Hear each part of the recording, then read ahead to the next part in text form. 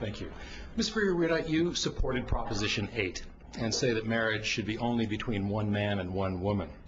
Domestic partnerships and civil unions are not recognized by the federal government, and the Defense of Marriage Act means that committed gay and lesbian couples are denied more than 1,000 federal rights that heterosexual couples get, like benefits from Social Security when a spouse dies.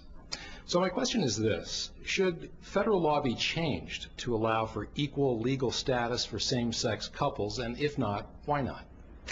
I do believe that marriage is between a man and a woman, but I also have been consistent and clear that I support civil unions for gay and lesbian couples. The Defense of Marriage Act had broad bipartisan support, and actually the position that I have consistently espoused is consistent with that of our president and the vast majority of senators in the U.S. Senate. I think what we now are seeing on Proposition 8 is that the voters were quite clear about their views on this, and this is now going through a legal process. Whatever your views about gay marriage, I think many of us would conclude that when voters have such a clear decision, for that decision to be overturned by a single judge seems perhaps not appropriate. And so this is now the beginning of what will be a long legal process. I support very much the repeal of Don't Ask, Don't Tell, and I know that the military is getting ready to release its report on the best way to execute that decision. Senator Bottcher, your reply? Yes. You know, we do have courts that check the legislature, and the legislature checks the president. That's what our Constitution says.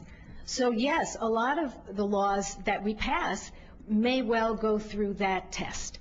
Now, if you read Ron George's decision on this, by the way, a Republican who was appointed to the state of California bench, he's clear.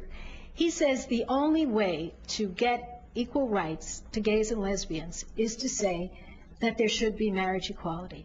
It's a very straightforward decision because, as you said, the only way to get the rights that married couples have is to go for marriage equality. And I think, and I'm glad to say, I believe people are coming around to see it. And I also would just say, in terms of what we heard about the fact that I shouldn't talk about my opponent's days at HP, she's running on her record as the former CEO of Hewlett-Packard. So what she did there counts, and I'm going to keep on telling the truth about it.